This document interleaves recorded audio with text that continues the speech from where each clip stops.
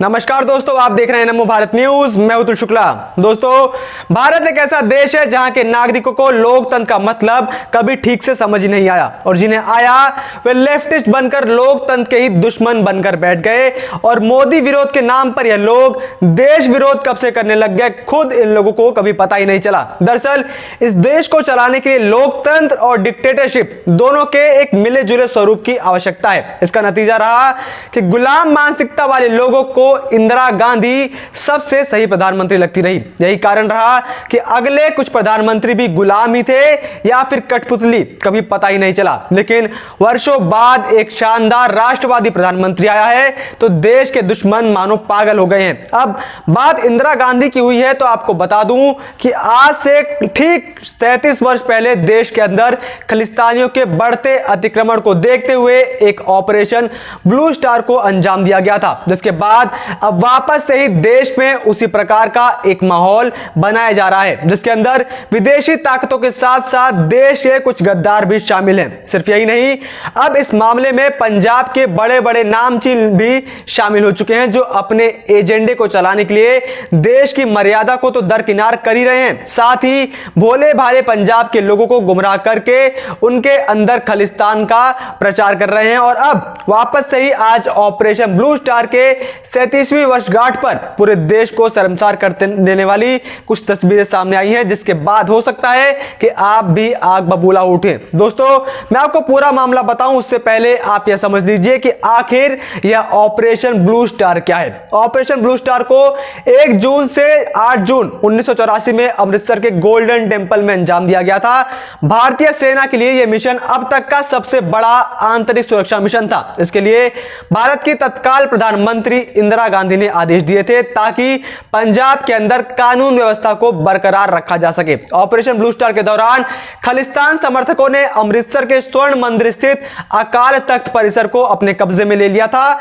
इसमें 83 आर्मी जवान और 492 नागरिक हताहत हुए थे। और इसके बाद भी अब कुछ तथाकथित लोग इसी खालिस्तान का समर्थन कर रहे हैं। और सिर्फ यही नहीं, खालिस्तानी आतंकी जरनैल सिंह भिंडरावाला को यह लोग एक हीरो दिखाने का पूरा प्रयास कर रहे हैं, सिर्फ अपने इंडिविजुअल एजेंडे को चलाने के लिए, जिसके अंदर फेमस पंजाबी क्रिकेटर हरभजन सिंह से लेकर इंग्लैंड के पूर्व क्रिकेटर ओली रॉबिन्सन तक भी शामिल हैं। और यह लोग अब किस प्रकार से अपने इस एजेंडे को जनता के अंदर प्लांट कर रहे हैं, उसके ऊपर भी आप जरा गौर फरमाइए। पूर्व क्रिकेटर हरभजन सिंह ने रविवार को खालिस्तानी आतंकी जरनैल सिंह भिंडरावाले को उसकी बरसी पर प्रणाम किया। अपने इंस्टाग्राम स्टोरी पर हरभजन सिंह ने भिंडरावाले को एक शहीद बताया, साथ ही उसकी तस्वीर को साझा कर प्रणाम शहीदा नू लिखा। हरभजन के इंस्टा स्टोरी पर शेयर किए गए पोस्टर में लिखा है कि शान से जियो और धर्म के लिए मरो। उन्होंने एक आतंकी को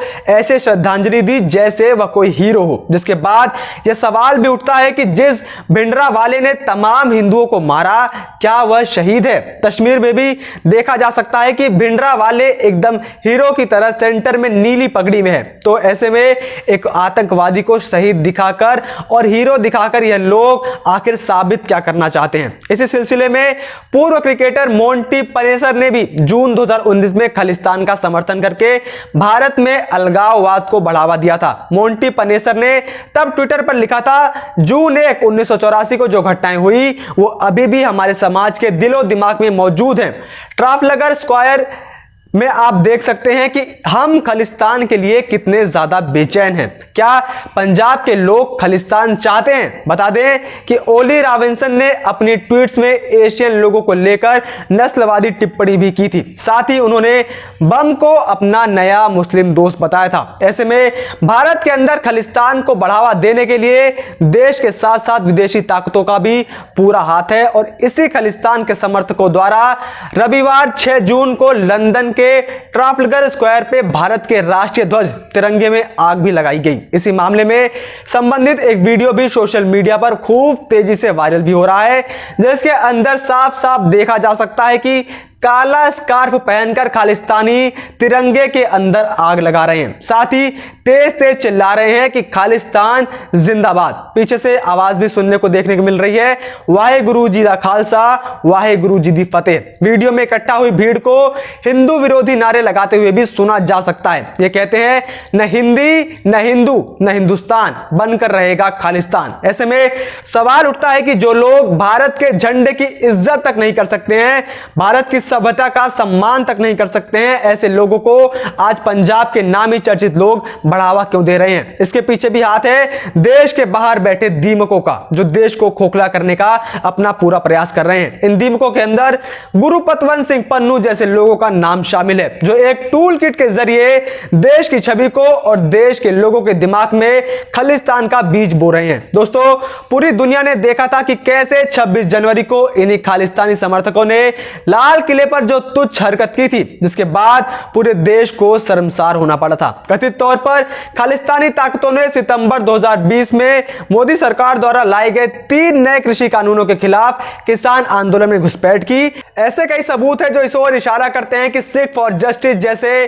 खालिस्तानी संगठनों ने ट्रैक्टर रैली के दौरान दंगा भड़काने के लिए इनाम के नाम पर फंड मुहैया कराया था। एसएफजे के प्रमुख पन्नू ने लाल किले पर खालिस्तानी झंडा फहराने वाले को इनाम देने की भी घोषणा की थी। और 26 जनवरी को कथित किसानों के एक समूह ने, जो दरअसल किसानों का भेष बदलकर आए खालिस्तानी गुंडे थे, उन्होंने लाल किले के ऊपर सिखों के पवित्र त्रिकोणीय ध्वज के साथ 2 और झंडे फहराए थे, जिसके बाद तथाकथित किसान आंदोलन के लोगों ने उसके ऊपर से तो अपना पल्ला बहुत तेजी से झाड़ लिया था। लेकिन इन्हीं की ग्रेटा थनबर्ग ने इनका यह टूल किट उस समय गलती से जनता के सामने साझा कर दिया था, जिनके बाद इनकी असलियत सामने आ गई थी। लेकिन अब एक बार फिर से देश के अंदर टूल किट वर्जन 2 के जरिए खालिस्तान को फैलाने का प्रचार चल रहा है। और इस बार यह टूल किट पाकिस्तान ने बनाई है, क्योंकि पाकिस्तान को अब पता चल चुका है कि कश्मीर तो उसके हाथ से पूरी तरीके से निकल चुका है, और जब तक मोदी हैं उसे कश्मीर तो किसी भी कीमत पर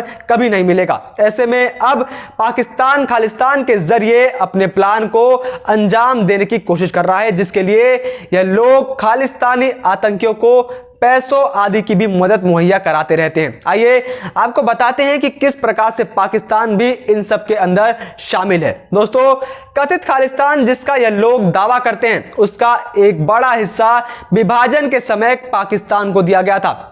प्रारंभिक वर्षों में देश पर शासन करने वाले कांग्रेस नेताओं ने विभाजन की शर्तों पर सहमति जताई थी। हालांकि इसके बाद भी खालिस्तानी आतंकवादियों और उनके चाहने वालों ने कभी भी पड़ोसी देश से पाकिस्तान में पंजाब प्रांत के अपने अहम हिस्सों को लेकर कुछ भी नहीं पूछा, जबकि भारत से ज्यादा हिस्सा तो पाकिस्तान के पास है। खालिस्तानी क्षेत्र भारत और पाकिस्तान के बीच में आता है, लेकिन खालिस्तानी समर्थक अपनी आवाज केवल भारत में ही और भारत के खिलाफ ही बुलंद करते हैं। ऐसे में जरूरत है कि देश के भोले भाले पंजाबियों को इनके मकसद से जागरूक किया जाए और खालिस्तानी समर्थकों के ऊपर सख्त से सख्त कार्रवाई की जाए, क्योंकि ये लोग देश की अखंडता को तोड़ने का प्रयास कर रहे हैं। सच तो यह है कि खालिस्तानियों को कई मामलों में भारत और उसकी सरकार के खिलाफ भड़काऊ भाषण व नारे लगाने के लिए पाकिस्तानियों के साथ कंधे से कंधा मिलाकर मार्च करते हुए भी देखा गया है। सिर्फ यही नहीं, पाकिस्तानी खुफिया एजेंसी और गुरुपतवंत सिंह पन्नू के बीच भी काफी नजदीकियां देखी गई थी, जिससे यह साफ तौर पर पता चलता है कि इन सब में पाकिस्तान भी पूरी तरीके से शामिल है। बाकी आपकी इस बारे में क्या राय है, आप कमेंट बॉक्स में जरूर बताएं। वीडियो को लाइक, सब्सक्राइब और शेयर करना ना भूलें। अपने विचारों को कमेंट बॉक्स में लिखकर हम तक जरूर पहुंचाइए।